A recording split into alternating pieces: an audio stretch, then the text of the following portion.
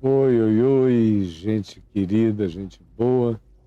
Hoje é a parte 4 do que eu venho falando em Mateus 19 sobre a questão do divórcio.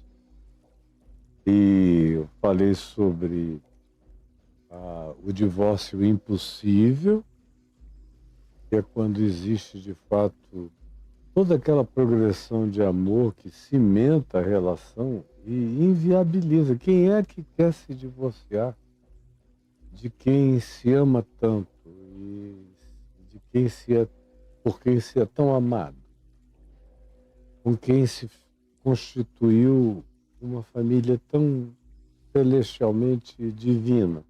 Quem quer? Só o diabo.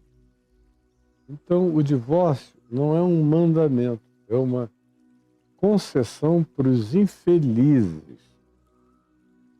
Na realidade, em havendo amor, tudo aproveitará, especialmente o casamento. Antes de qualquer coisa, em havendo amor, a primeira manifestação que fica grávida de proveito é o casamento. Agora, em não havendo amor, primeira que fica totalmente oca, esvaziada e se transforma numa tentação de angústia é o casamento. Então tem o divórcio impossível quando há amor e tem o divórcio possível e necessário. O possível é como Jesus disse, quando há traição, quebra de confiança, todas essas coisas, até mesmo há 2000 anos atrás, já se considerava, na perspectiva do Rabino Shammai, que é aquela que Jesus advoga como estando mais correta ou equilibrada, já era uma impossibilidade. Mas também existe aquela dimensão do divórcio necessário, sobre o qual eu falei rapidamente ontem, que é quando, mesmo não havendo as relações sexuais ilícitas de qualquer que seja a natureza, as traições, as infidelidades, bola na costa, canalice, tudo isso que o indivíduo tem que ter sangue de barata para ficar feliz com uma situação dessa, a maioria das pessoas, a maioria absoluta, no passado nem se fala, mesmo hoje em dia, eu continuo atendendo gente toda hora que vem me falar da insuportabilidade de estar sendo traído, descarada e acanalhadamente, não aguentam mais. E às vezes estão em igrejas onde o pastor diz à mulher, somente à mulher, mesmo que o seu marido atraia todos os dias, você tem que ficar. Como alguém já me disse, um pastor aqui de Goiânia disse a ela, mesmo que ele lhe decepe a cabeça, você fica no casamento. É perversidade demoníaca, desumana, inumana, diabólica. Pois bem, existem aqueles casos, e aí você tem que ter Jesus como chave hermenêutica, chave interpretativa, Jesus como chave interpretativa, para olhar para o todo e entender quando foi que Jesus sinalizou com o fato de que, mesmo não havendo a explicitude das relações de traição, de engano, de deslealdade, de adultério, de poligamia, de todo tipo de manifestação de swingagem unilateral e perversa, e mesmo quando às vezes um dos cônjuges, na maioria das vezes é a mulher que aceita entrar no pacote de um trisal, de um swing ou de uma suruba, na realidade, ela está infeliz na maioria das vezes. Está na alma da maioria das mulheres querendo ter uma relação singular. Quem cada dia mais algumas mulheres que declaram que não estão nem aí, mas é mais da boca para fora. Na hora que o bicho pega e que elas vêm conversar comigo, eu vejo que não é assim. Uma coisa é o discurso, outra coisa é a dor do coração. Mas tem muita mulher que, para não perder o homem, o macho, o marido, o falo serviçal, topa entrar em situações com as quais elas não concordam e dentro das quais elas não se sentem bem. Aí, não muito tempo depois, aquilo explode dentro delas como um mal-estar insuportável. Aí começa o estado de agonia. Porque, de fato, Jesus disse, preste atenção, que ninguém pode servir a dois senhores. Esse é um princípio que se aplica não só a Deus e a riquezas, a Deus e a mamon, ou você é absolutamente de Deus, ou você é absolutamente de mamon, do dinheiro e das riquezas, porque ambos, Deus o eterno, é absoluto e pede de nós uma entrega absoluta. E mamon, a riqueza, o dinheiro, o poder, também é uma divindade com demandas absolutas. Ele quer teu coração todo, tua dedicação inteira, tua alma toda e tua adoração pela conquista daquilo ali. E Jesus disse, ninguém pode servir a esses dois poderes, a essas divindades, a Deus e a mamon. Agora, ninguém pode servir em igual equivalência ninguém em qualquer outra situação que demande um serviço dividido, com demandas idênticas. Não existe essa história de dupla plenitude. Dupla plenitude. Não, eu amo esta mulher e amo essa outra. Eu sou tomado por uma plenitude dupla. Mentira! Isso é só um argumento semântico e falso. Porque, na realidade, você não ama com plenitude nenhuma das duas. Uma você gosta mais disso, daquilo, da guloseima que ela oferece, da outra é um outro prato, a francesa, mais sofisticado.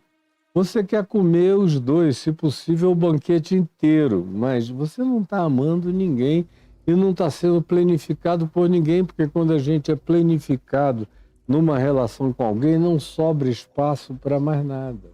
É plenitude. Se é plenitude, está tomada pela realidade da completude. Então, se ninguém pode servir a dois senhores, ninguém pode servir também a duas senhoras. A história bíblica inteira conta isso. Sara disse a Abraão, olha, pega também a Agar, para você ter um filho com ela, e o filho vai ser meu, e a gente vai suscitar descendência. Deu certo? Não. Deu tão errado que até hoje judeus, árabes, palestinos, beduínos, todos da mesma família, os judeus da descendência de Sara e os árabes e os demais semitas da descendência de Agar com Abraão em guerra. Não dá. Jacó foi a mesma coisa. Ele amava Raquel, mas não amava Lia e casou com as duas. Foi uma guerra horrorosa, uma das famílias mais horrendas da terra é aquela família dos filhos de Jacó. E a briga entre as mulheres, que inferno! Deve ter sido viver na casa de Jacó, ter sido filho de Jacó. Dando um salto longo, porque isso aí é minucioso, de geração em geração, você chega a Davi e vê a confusão que foi a tentativa de servir a 2 senhoras, 3 senhoras, 8 senhoras, 12 senhoras, e os filhos, e a guerra, e os incestos, e os fratricídios, e as mortes, e as desuniões na casa de Davi. E assim em qualquer outro lugar, nunca deu certo desde o princípio da criação do mundo. Você vai para Hollywood, todo mundo, cabeça feita, cabeça aberta, aí o que você vê? Fulana não aguentou porque o marido estava tendo um caso com não sei quem, ou ele não aguentou porque ela deu uma saída com um colega ator, isso e aquilo. E aí os mais abertos do mundo não suportam também. Eu tenho amigos aqui, artistas, figuras famosas no Brasil inteiro, com quem eu converso, com quem eu tenho amizade há algum tempo, não suportam também. Algumas ficaram tão traumatizadas com os processos de traição que dá um trabalho enorme para você dizer, olha, o cara foi um canalha.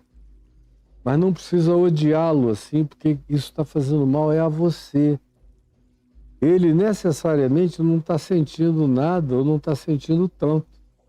Mas você está contraindo eventualmente uma psicossomatização que pode te destruir pela via da amargura, do rancor e do ódio. Porque não dá mesmo para fazer essa conciliação. De vez em quando tem alguma filosofia que pretende instituir isso como naturalidade, mas a alma humana não é pós-moderna, a alma humana não é digital. Vai chegar uma hora que, eventualmente, quando os androides autônomos e inteligentes decidirem se casar, eles não vão aceitar esse tipo de promiscuidade nem no ambiente digital da autodeterminação deles. Eles vão aprender a desenvolver nos algoritmos deles a perspectiva de privacidade e de exclusividade e de propriedade e de encontro. É só escrever aqui e daqui a 20 anos cheque.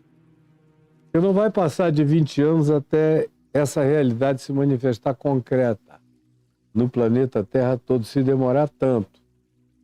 Eu acho que eu ainda viverei para ver. Ninguém pode servir a dois senhores. Então, quando se diz aqui o divórcio se estabelece com realidade incontestável quando existe traição, a menos que a parte traída ame tanto e saiba que é amado, e que foi um deslize, não foi uma cretinice, uma canalice instituída, sem emoção, sem sentimento, sem importância à dor do outro. Mas quando se percebe que foi um resvalar dos pés, mas a pessoa ama, foi um acidente de percurso, mas a pessoa ama. E aquele que foi a parte traída, ofendida, igualmente ama. E desenvolve a capacidade de dizer, não, foi horrível o que ele ou ela me fizeram, mas é pior a continuidade de uma vida sem a gente dar a chance de que o nosso amor vença a mediocridade que foi adotada por uma das partes do casal, que está, todavia, arrependida, que sofreu uma metanoia, uma mudança de mente, que diz, não quero mais isso nunca mais na existência, me perdoa de todo o coração. Então, é uma prerrogativa do ofendido acolher, zerar, não tocar mais nesse assunto e vamos adiante, construindo um caminho limpo e novo. Mas nem todos estão aptos para esse tipo de postura. Tanto é que quando Jesus disse isso, o verso 10 diz, disseram-lhe os discípulos, preste atenção, estou falando de Pedro, Tiago, João, André, Bartolomeu, Tomé, a moçada inteira, os 12. Disseram-lhe os discípulos, também conhecidos como apóstolos, se essa é a condição do homem, olha como os caras eram machistas. Não é porque você está andando com Jesus há um ano e meio, todo dia com Jesus, vendo Jesus tratar homens e mulheres com igualdade, com equidade, com naturalidade, sem fazer distinção entre macho e fêmea, sem botar um como superior, o outro como inferior. Ao contrário, o trato dele com as mulheres era de um carinho, de uma ternura incomensurável em relação ao trato dele natural para com os homens.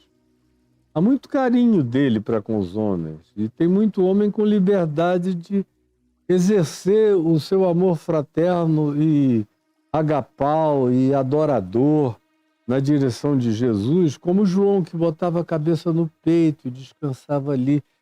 Havia alguns homens mais íntimos que chegavam próximos, mas não eram muitos. Agora, as mulheres beijam os pés, massageiam o cabelo com perfume, enxugam lágrimas, os pés nas lágrimas deles, sentam no chão para ficar embevecidas ouvindo a palavra, viajam com ele, servindo, cuidando dele em todos os aspectos, como diz Lucas 8.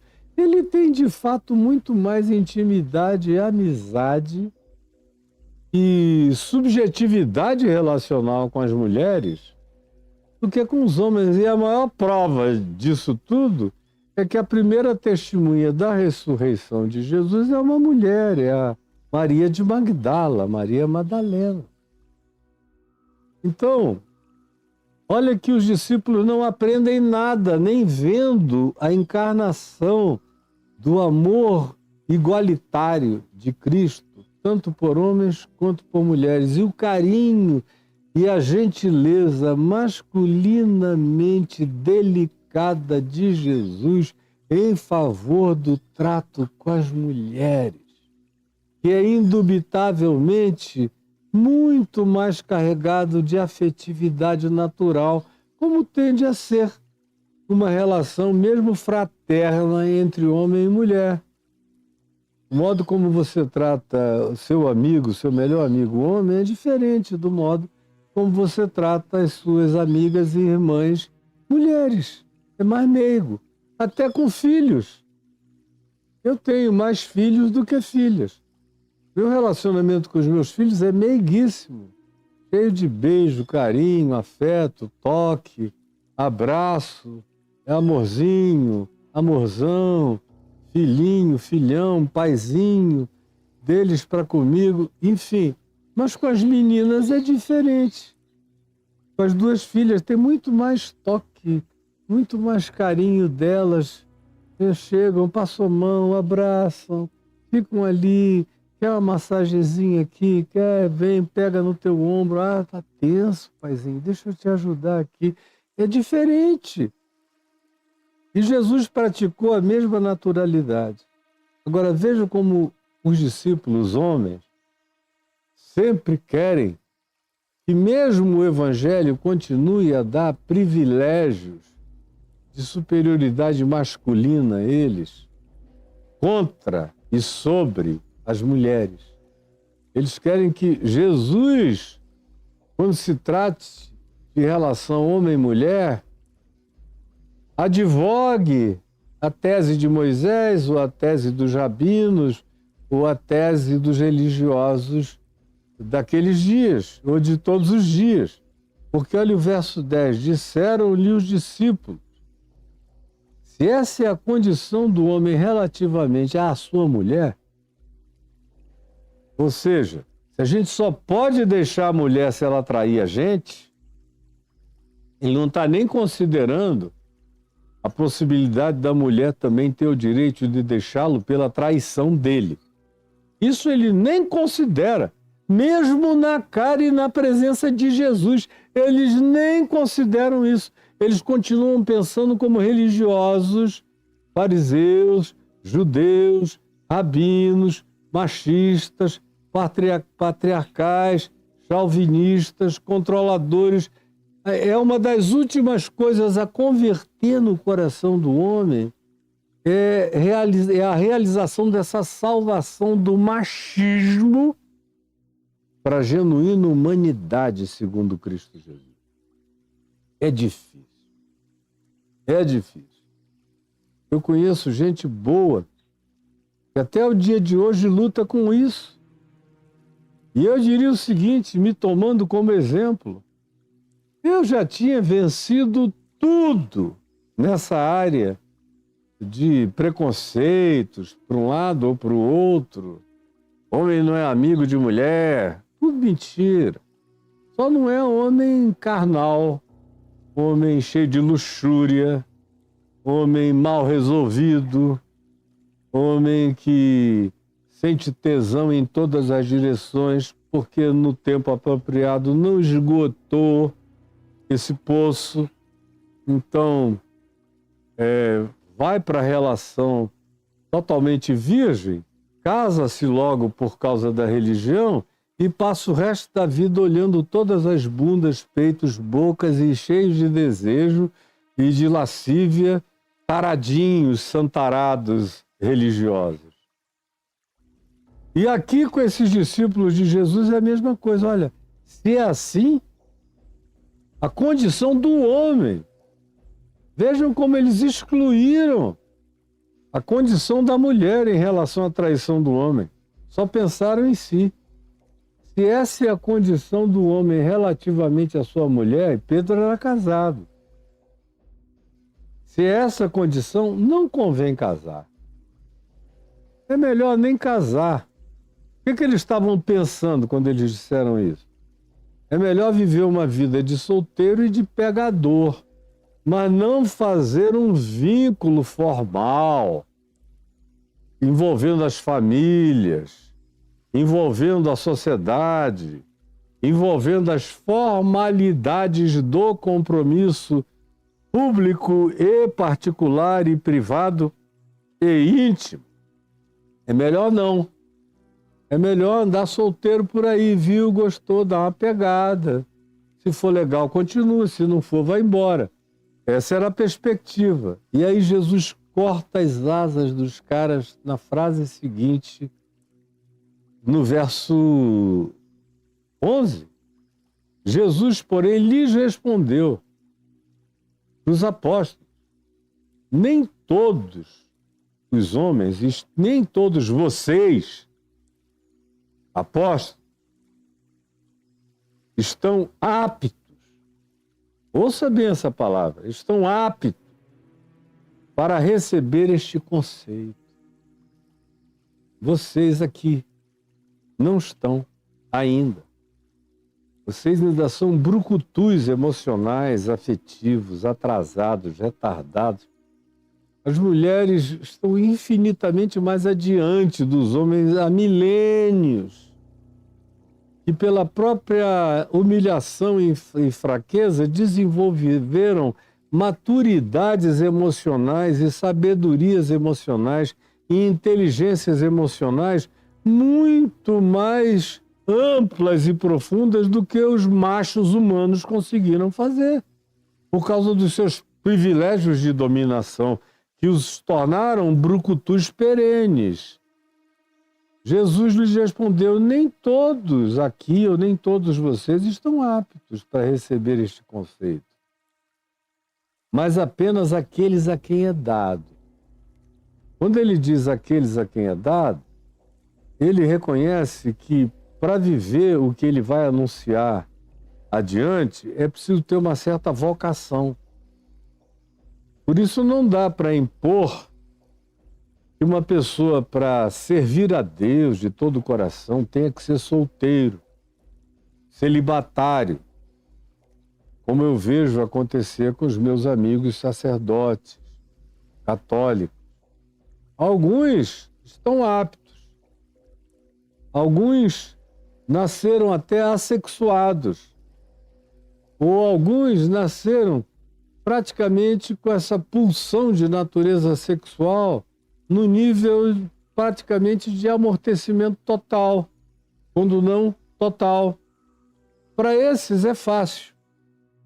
Agora, Quando o cara é absolutamente normal, se sente com uma vontade enorme de servir a Deus como sacerdote, como padre, e servir ao povo, e se dedicar à paróquia.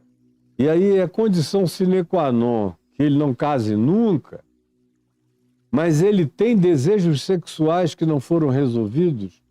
Ele só acha que o desejo dele de ser pároco, sacerdote e ajudador do povo, e a condição para isso é ser ordenado de maneira sacerdotal. Por isso ele ama tanto essa possibilidade que ele aceita a loteria, é uma loteria, de que ele será ordenado e vai conseguir se segurar.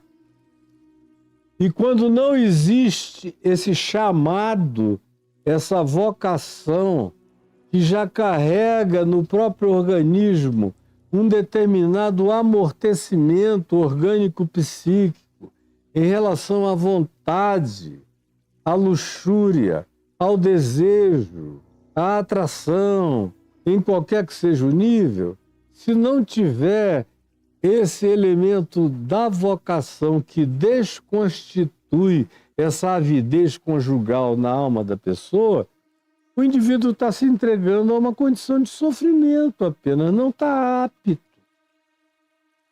Era melhor, no caso de uma igreja como a Igreja Católica, ser um leigo, casado, se realizando sexualmente, gerando filhos, servindo. Estou falando de uma instituição como a Igreja Católica, como diácono, como presbítero, mas tendo a sua família do que dizer, eu serei sacerdote.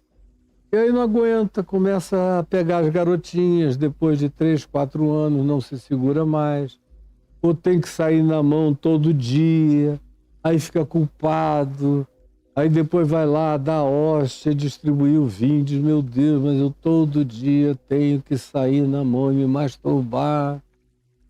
E tem aqueles que são infinitamente mais mal resolvidos e começam a olhar para os garotinhos, porque a proibição sexual total, se ele tivesse liberdade com mulheres, eventualmente ele nem olharia para os garotinhos. Aí vão botar o cara num seminário para cuidar de crianças, ou numa escola, com aquele monte de crianças, e ele não tem acesso a mulheres, não tem acesso a nada, e fica vendo aqueles inocentes passarem para lá e para cá, como eu conheço alguns que são genuinamente pedófilos, mas conheço outros que querem apenas usar as crianças para desafogar a sua repressão sexual, mas dá no mesmo, é o mesmo crime, é o mesmo abuso, é a mesma diabolice que pode destruir a alma das pessoas, porque Jesus disse, nem todos estão aptos para dizer, eu não vou ter mulher, ou eu não vou ter homem. Nem todos estão. Eu tenho histórias do Arco da Velha sobre o que aconteceu com pessoas do ambiente, tanto freiras quanto sacerdotes homens, me contando as suas histórias, suas aventuras, suas dores, suas agonias. Mas são muitas histórias e no curso de mais de meio século eu tenho tentado ajudar muita gente. No meio evangélico protestante, essa não é uma questão. A obrigação é ao contrário. Você não pode transar com ninguém a menos que você tenha se casado com esse alguém. E aí, conclusão, o cara chega aos 18 anos, doido para transar, a menina também, já está ali, ansiosa, mas não pode, é proibido. Então o que acontece? Eles se casam. Sem saber se amam, sem experiência, sem convívio, sem conhecimento mútuo, sem experiência, sem variedade, sem namoros, sem erros, sem acertos, sem nada disso. Vão como cegos, pegando na mão de um outro cego, na direção de um altar de formalidades conjugais que diz a eles que está acontecendo na presença de Deus. É Deus mesmo que, no lugar daquele pastor, está unindo a eles. É Deus. Deus unindo sem amor. Às vezes até sem tesão de um pelo outro. Eles têm tesão indiscriminado. Poderia servir qualquer outro, mas foi aquela ou foi aquele. Estavam ali de plantão, então não tem ninguém, não tem tu, vai tu mesmo. É o tal do não tendo cão, se caça com gato. Como acontece em milhões de casamentos evangélicos e protestantes. O cara vai descobrir na lua de mel. A mulher descobre que o cara é ruim de chifra pra caramba, mesmo ela não tendo sabido de nada, mas o que ela sabe da teoria sexual já diz pra ela, pelo amor de Deus, eu casei com um cara que não sabe dançar. Eu comecei a dizer há muitos anos atrás, ainda era pastor em Manaus, quando as meninas vinham me dizer, eu tenho maior medo, eu tô começando a namorar o fulano, mas eu não tenho certeza. Eu digo, escuta, minha filha, o beijo é gostoso? Aí, não beijei ainda, então nem comece. Aí depois voltava, eu não gostei do beijo, então nem continue. Porque se o beijo não é bom, o que você vai fazer em seguida? Aí outras chegavam dizendo, ele é um cara legal pra caramba, agora tem um hálito, quando ele fala mais perto, eu digo, filha, vocês vão ter que viver falando perto. Ou você vai desenvolver uma resistência olfativa para mau hálito, ou você vai sofrer o tempo todo e vai começar a falar à distância. E o sexo vai ser você virada lá para a lua para não sentir o bafômetro, que vai dar negativo aqui para você. Ou tem outras que dizem o seguinte... Ele é legal, eu me sinto até bem, mas o abraço dele é muito duro. Ele nem respira quando ele me abraça, ele fica igual um ser empalhado, duro. Eu digo, escuta, ele dança? Não, ele odeia dançar, não sabe dançar. Eu digo, ele é em geral. O cara que não sabe dar um mínimo de dançada, de mexida, que não tem um mínimo de molejo, que não ouve uma musiquinha gostosa e não sabe mexer minimamente, em geral não tem uma boa performance lá, é só parece que está arrombando uma porta de um castelo medieval e não passa disso. Então, olha, abre o olho, minha filha. Ou então leva para uma aula de dança para ver se o cara ganha um molejo, porque nos primeiros anos da vida conjugal, isso terá, como eu disse ontem, a parte erótica terá uma importância muito grande no início da vida conjugal. É só depois, com o tempo, que isso pode ir sendo acrescentado por outras coisas, mas nesse início tem uma importância de um percentual significativo. E aí Jesus... corta as asas dos caras. Eles pensaram que Jesus ia dizer, tá legal, ó, saiam pegando todo mundo, não se casem não tem problema, é melhor uma boa promiscuidade do que um divórcio. Mas não foi isso que Jesus disse. Quando eles disseram isso, eles ficaram esperando a resposta e Jesus lhes respondeu, nem todos estão aptos para receber este conceito, mas apenas aqueles a quem é dado. Aí eles ficaram olhando e disseram, o que será que ele vai dizer a seguir? Aí olha só o que Jesus diz a seguir. Ele vem e diz, por quê? Aí vem a explicação. Há eunucos, aí ele puxou o assunto do eunuco, do cara sem sexo. Aí os discípulos, sem sexo não era disso que a gente estava falando. Era só de não se comprometer para sempre. Uma pessoa que eventualmente a gente deixe de gostar e tenha que ficar esperando ela trair para a gente poder sair oficialmente da relação. Era disso que a gente estava falando, e como privilégio masculino. Só isso. Agora, ele já vem falar de eunuco, porque Jesus era um eunuco. Aquele carinha do livro Código da Vinci, o Dan Brown, é um sujeito meio azarolhado, meio neurótico. Eu, quando o vi a primeira vez dando uma entrevista, falei: esse rapaz precisa de ajuda psicoterapêutica. Mesmo. Obcecado, adoecido, e eu não tenho dúvida do que eu estou falando. Tanto é que ele não foi muito longe na vida profissional dele, porque obcecado mesmo. E ele deu como certo que Jesus transava, pegava Maria Madalena como todo mundo que quer ter um pretexto sexual para poliamor, para transar com quem queira, para ter uma segunda mulher, uma terceira fora do casamento. Em geral, são os homens que advogam essa tese no meio teológico. Eles não pensam em Jesus como eunuco.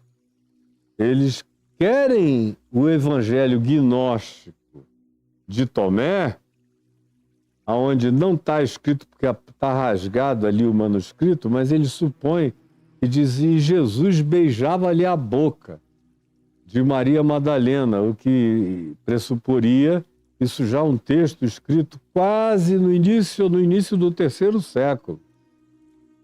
200 e tantos anos, quase 300 anos depois de tudo. E aí era um texto encomendado, produzido pela filosofia gnóstica, que tratava a sexualidade numa das suas vertentes com essa liberalidade praticamente promíscua, por razões que não me vale a pena agora aqui filosoficamente explicar. Tinha uma filosofia por trás disso. Ou o Evangelho de Maria Madalena, que não é explícito a esse respeito, mas eles querem fazer dela a apóstola sobre todos os apóstolos e uma espécie de esposa de Jesus. Tudo isso é invenção de um tempo para cá. Boba, tola, que só aderem a ela o pessoal que já está com comichão de lascívia. Aí querem se agarrar a qualquer que seja o apócrifo, a qualquer que seja a concessão apócrifa para fazer o que a carne, o desejo e as entranhas deles querem. E eu digo na cara de vocês, porque eu conheço vocês, seus bobos. Pois bem, Jesus introduz o assunto do eunuco. O eunuco é o cara sem sexo. Aí eles disseram: que negócio é esse? A alternativa a não casar é não sair pegando gente por aí? Poxa! Porque há eunucos de nascença, como eu falei há pouco, dos padres, ou de monges e de outros, de nascença. Esses não sofrem. Eu tenho amigos padres que são eunucos desde o nascimento e nunca sofreram, porque tiveram desde sempre uma vocação para aquilo e uma desconstituição orgânico-psíquica desse desejo tão atavicamente pronunciado de natureza sexual. Alguns nascem assim, assexuados. Há outros a quem os homens fizeram tais. Nos dias de Jesus, especialmente nas cortes, ou aqueles que tinham escravos e eram poderosos, castravam os seus escravos para que eles não tivessem mais órgãos genitais propícios para uma relação sexual, e sem os testículos e com o extirpamento disso tudo, os hormônios deixavam de produzir naturalmente todos os níveis de testosterona, outros hormônios começavam a se exacerbar, o indivíduo ia mudando a voz, ia ficando com a voz mais feminina, o seiozinho ia ficando mais projetado, a musculatura ia perdendo a sua estrutura densa, ia ficando mais macia, como uma perna de mulher que não entra em musculação obsessiva, e tudo isso. Por quê? Porque eles queriam esses homens para cuidarem dos seus haréns, das suas mulheres, sem terem relações sexuais com elas, sem correr o risco de que elas engravidassem de um escravo. E eles depois, sem saber, se tornassem pais de gente que eles não geraram. Esse, sobretudo, era o objetivo daqueles a quem os homens castraram, porque eram escravos do domínio desses poderosos. E aí ele traz uma terceira categoria, que não são esses que sofreram um trauma, porque a castração é um trauma violento, uma extirpação e com desenvolvimento de hormônios mais femininos no corpo. Alguns eunucos começavam até a ter desejo sexual por outros homens e não por mulheres. Começavam a ter atratividade por homens, porque todos os hormônios masculinos tinham sido sugados, só se tinha desenvolvido agora nele desde uma idade jovem. Isso era praticado, essa emasculação, quando ainda estavam na puberdade alguns desses escravos. Cresciam já efeminados e passavam a ter desejos efeminados, convivendo só com mulheres que só falavam em homens, eles passavam a olhar para os homens. E alguns deles se tornavam homossexuais na prática. E tem uma terceira categoria que Jesus menciona aqui, e diz: e há outros que a si mesmos se fizeram eunucos por amor ao reino de Deus. Era o caso de Jesus. Eu não estou aqui para viver 90 anos, para morrer de velho, para ter 22 filhos. Eu não estou aqui para isso. Meu casamento é com o evangelho que o meu pai me deu. O meu casamento é com a humanidade. O meu casamento é com aquilo que me foi dado realizar. E eu sou designado para a cruz, para a morte e para a ressurreição. Como foi o caso de João Batista, que também era eunuco. Como foi o caso de Paulo, que também era eunuco, por opção. Como foi o caso, muito certamente, de Daniel, o profeta, que era eunuco. Isaías não era eunuco, Jeremias não era eunuco, Ezequiel não era eunuco, Osés não era eunuco. A maioria dos profetas não eram, mas houve alguns que foram. Mas é um grupo pequeno, porque nem todos estão aptos para isso aqui. Agora, eu estou apenas mostrando a vocês que, se você não ler esse texto aqui, tendo Jesus como chave interpretativa, você pode chegar a conclusões profundamente equivocadas. E se você só lê esse contexto de relações sexuais ilícitas e associa isso às mulheres, os homens parece que sempre têm a prerrogativa da traição e as mulheres têm a obrigação do perdão.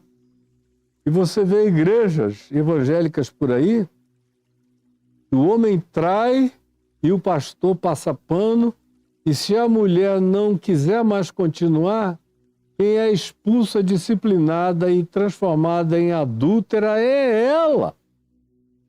Até hoje, numa quantidade absurda de igrejas, na formalidade eclesiástica, na maioria das vezes, se você for conversar com o pastor e a mulher dele, essa é a designação que você receberá, a menos que você vá distraindo todo mundo, seguindo a sua vida, sem compartilhar nada com ninguém. Do contrário, você vai saber o que eu estou falando e como isso continua em estado de vigência perversa até o dia de hoje. Mas aí a gente chega num ponto onde nós somos obrigados a fazer a seguinte pergunta: o que é que Jesus, de fato, na prática, quis dizer, porque foi como ele tratou os que foram infelizes conjugalmente? Porque Jesus lidou, os evangelhos apresentam Jesus lidando com gente que foi infeliz conjugalmente. Começa em João no capítulo 8, a mulher adúltera. Para ser mulher adúltera é porque ela era casada. E a infelicidade dela estava declarada. Por pouco ela não morreu, não foi apedrejada. Eventualmente, até o marido estivesse com pedra na mão para jogar nela no meio daquela turba, daquela súcia de malfeitores.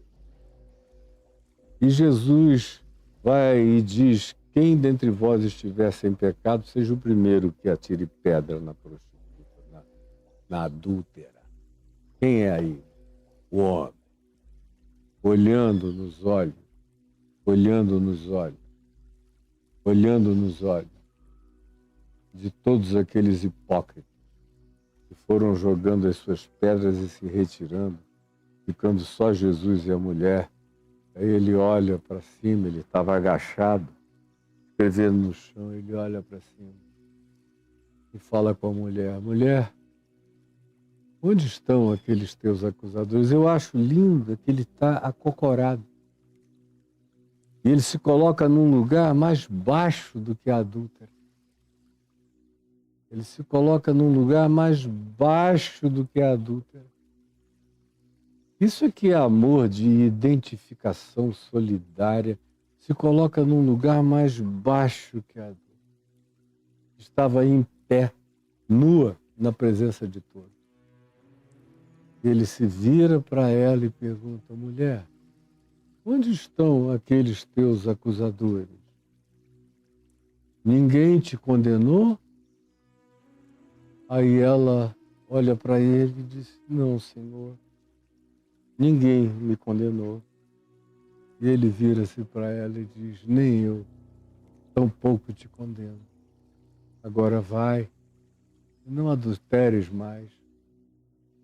Isso te mata, isso te destrói, isso acaba com você. Você não precisa disso. Você é linda, você é maravilhosa. Você é objeto do amor do meu Pai, do meu amor. Vai viver no meu amor. E não abre mais o espaço para essa diminuição da grandeza do teu ser, mediante qualquer forma de traição, de canalice ou de deslealdade. Você não merece isso contra você mesma. Vai em frente, minha filha, vai viver a tua vida. Se cuida e daqui para frente, anda um caminho limpo. É o que Jesus está dizendo com vai, não peques mais. Exatamente isso que eu estou dizendo aqui a você, olhando nos olhos da mulher. Isso é usar Jesus como chave hermenêutica para entender como é que Jesus trata a mulher adúltera ou o homem adúltero. Embora aqui no Evangelho, praticamente quase todos os homens tenham adulterado alguma vez, de modo que o tratamento do adúltero aqui diz respeito ao tratamento de Jesus com quase todos, chamando todos ao arrependimento, chamando todos à mudança de mente, mudança de caráter, mudança de atitude, mudança de relacionamento, tratando os outros com respeito, com amor. Se ele manda amar os inimigos e orar pelos que nos perseguem, o que é que ele não manda fazer para com a mulher que se entrega a você?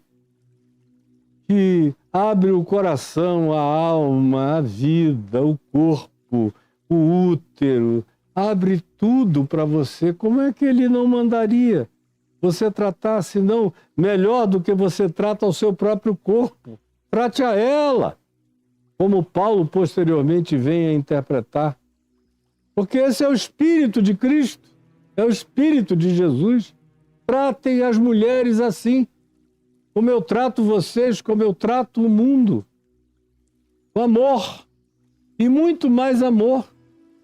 Porque se você ama o inimigo e ora pelo que te persegue, quanto mais aquele que te dá, aquela que te dá filhos, que te dá prazer, que te abraça, que te esquenta, que te acolhe, que te cuida.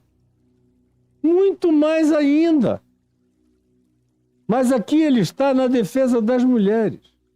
Aí você olha de novo para esse texto, tendo Jesus como chave hermenêutica, e chega em João, no capítulo 4, a mulher samaritana, com quem ele está conversando, e devia ser uma gata, porque os discípulos dele não estavam lá, tinham ido a Siquém comprar alimentos, e Jesus tinha ficado sozinho no meio daquele campo, que eu conheço muito bem, aquela região, que é Palestina, que é Nablus, que é no sopé do Monte Gerizim. Eu vou lá há décadas e décadas e décadas, me sinto em casa. E ele está ali no meio de um campo, e Siquém está distante. E os discípulos estão voltando enquanto ele está conversando com a mulher.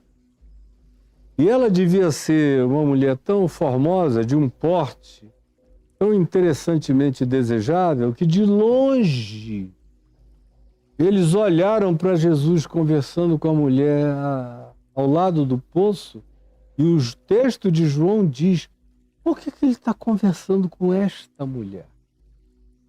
Não é com uma mulher, é com esta mulher, com esta gata, com essa gostosa, revelando como eram os olhos deles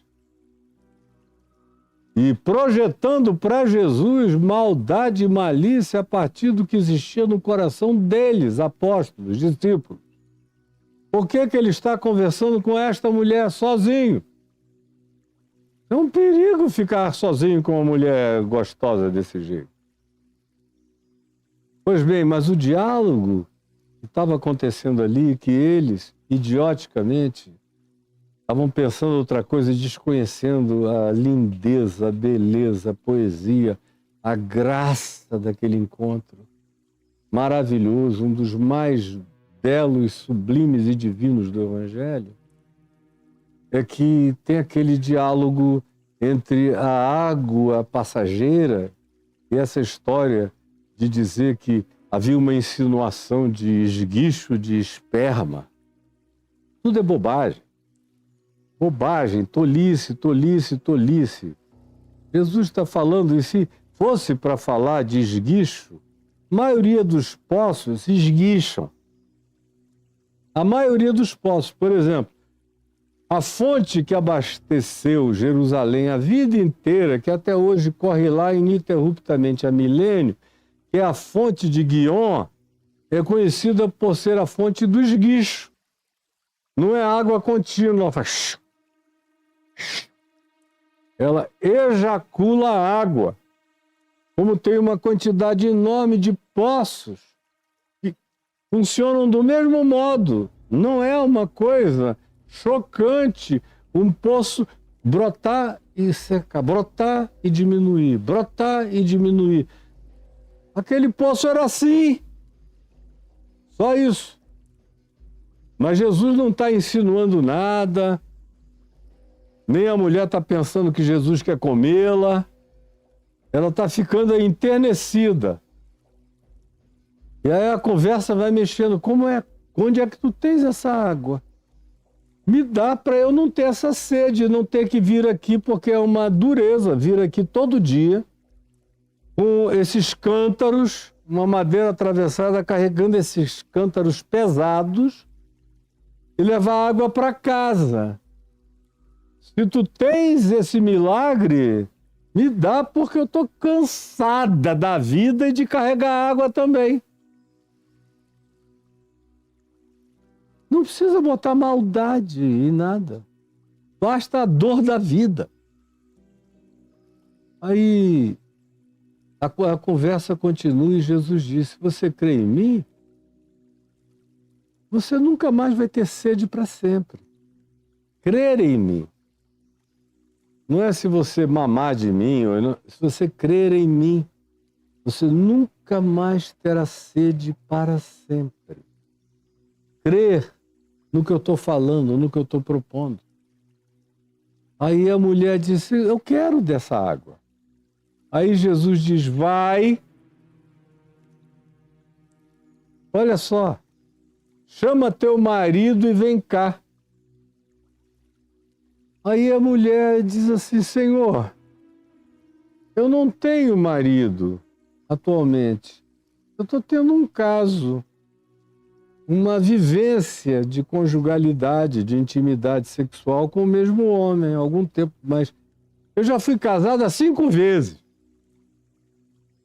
5 vezes. Na Samaria, preste atenção no que eu estou falando, na Samaria, a legislação era muito menos pesada do que a legislação de Jerusalém, de Moisés. Os samaritanos, num certo sentido, eram infinitamente mais humanos do que os judeus.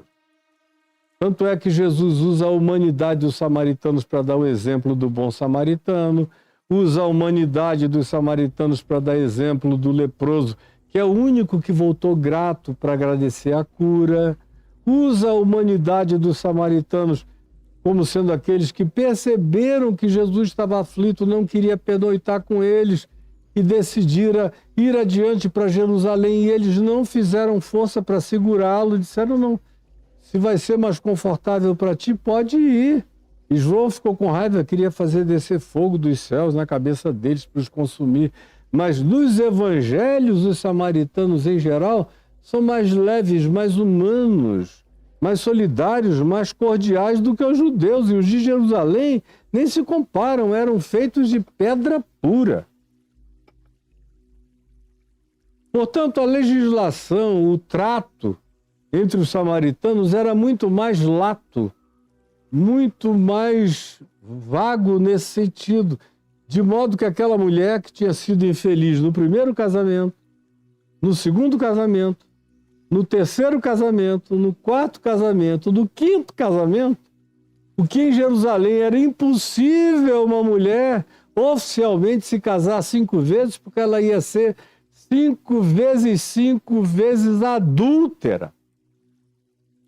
Não ia sobrar nem o fio do cabelo dela.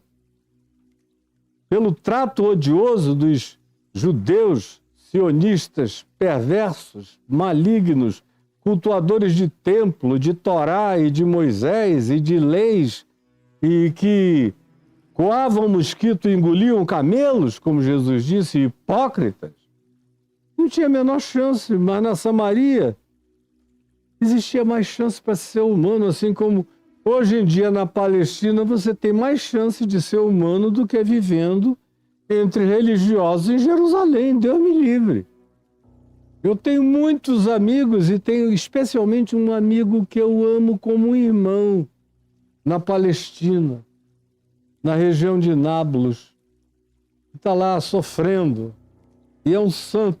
Eu e minha mulher o amamos, a ele, a mulher dele, a família dele, a casa dele, a parentela toda. É um cara maravilhoso, de uma humanidade linda.